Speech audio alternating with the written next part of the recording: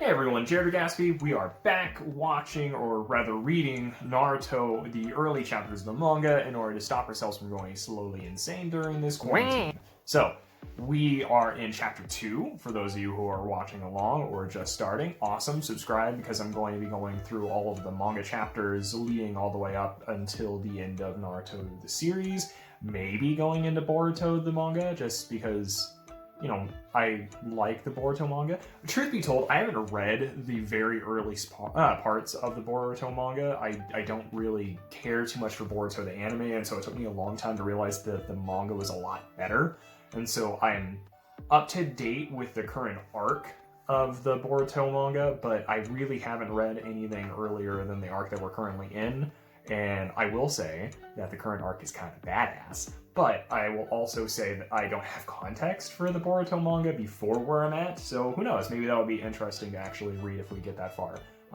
Don't know that though, because if it's like the early anime, it's gonna be real bad. But we'll find that out when we get that far. Right now, let's not get ahead of ourselves, because we're in chapter 2 of Naruto the manga. And this is one thing that people seem to forget a lot, is that Konohamaru, the person introduced in this chapter as the third Hokage's grandson, is actually Naruto's first rival. Everyone's obviously got the comparison of Naruto versus Sasuke because that's the obvious one that the anime and the manga try to portray, but they don't acknowledge the fact that Konohamaru very much so is the first person in the entire show or manga to say that he is Naruto's rival.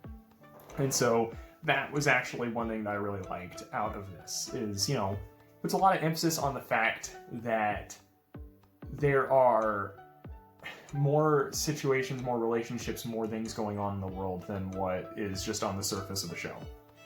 Beyond that, things that I really liked out of this, because we haven't gotten into anything that I really dislike in the show yet, is the fact that you actually do get a little bit more of a divulging in what I talked about in the last video, which is basically the idea that the entire village ostracizes Naruto, and that it is basically an entire world of people that look at him like he is a demon. And it's divulged a little bit more in this chapter, and it's actually shown too, though, that there are some people, especially the early generation, who just don't know what Naruto has inside of him as far as the nine-tailed fox is involved. And so it's actually kind of cool, because you see people like Konohamaru, who is so used to having the world look at him like he is just better than he actually is, but he's also so young that he doesn't see Naruto as what everyone else sees him like. So they're both looked at as something more than what they are, or less than what they are.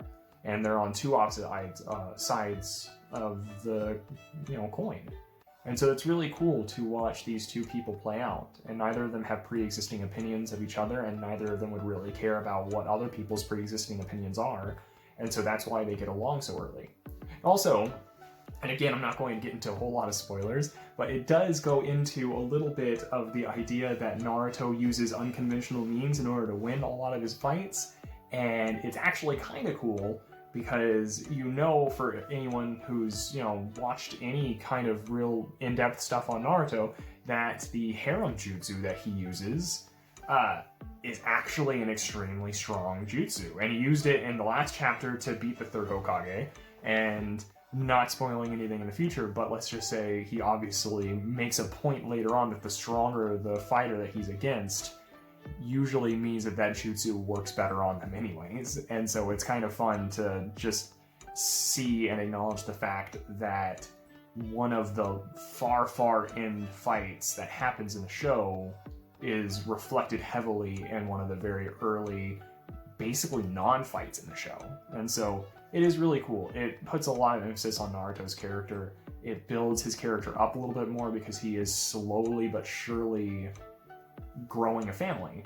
And that is kind of where, whenever I was a kid, Naruto wasn't always the best, but the more the show went on, the more I started to appreciate it. Is in the show, whenever I was a kid, and mind you, I was young, and so it was all surface level stuff, but it was weird to me that he became a ninja so quickly, and that it felt like he was becoming so strong so fast.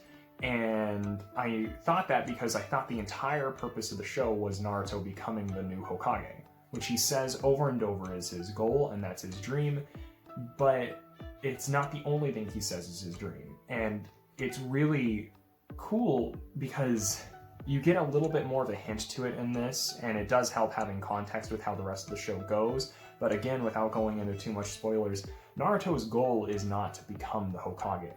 Naruto's roadmap to get to his goal is becoming Hokage, but it's not the goal itself. The goal is to be accepted by everyone in the village and to be appreciated as one of, if not the strongest shinobi in the world.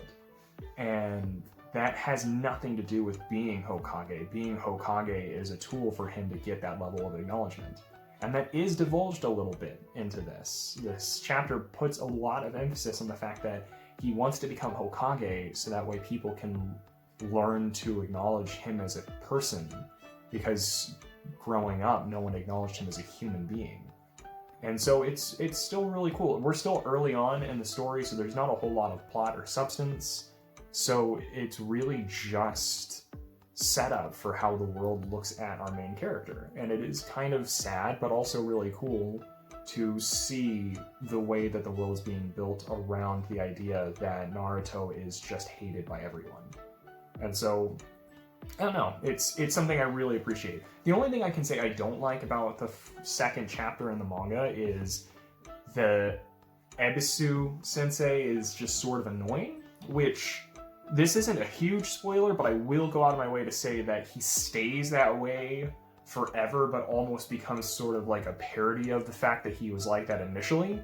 And so I don't hate it knowing what's going to happen. He's sort of constantly that guy that just says shit that people feel cringy when they hear him say, in the sense of like, he'll be the guy that says what you would think a really cliche shonen anime would say in a scene. He like chews the scenery really heavily, and it's kind of fun when you know that that's just him. But before his character's really evolved, he's just sort of annoying. He's the guy that they say, oh, everyone doesn't like Naruto, and then he's the one that's just hones in heavily on the fact that he just doesn't like Naruto at all, and it's just that, like, that's his character.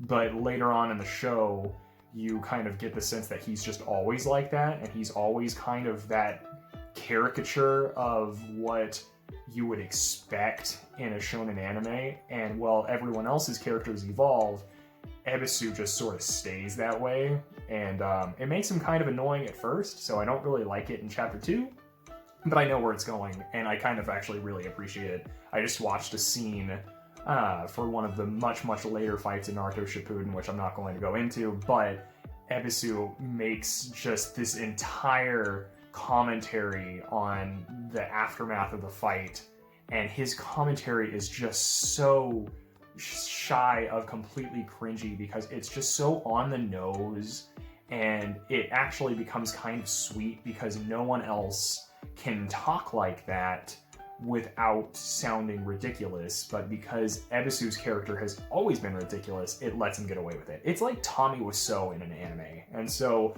that is kind of annoying at first, but the moment that you realize that that's not changing, it just gets kind of fun. So I can forgive it. And that's the pros and the cons of chapter 2. So we're gonna go moving on to chapter 3.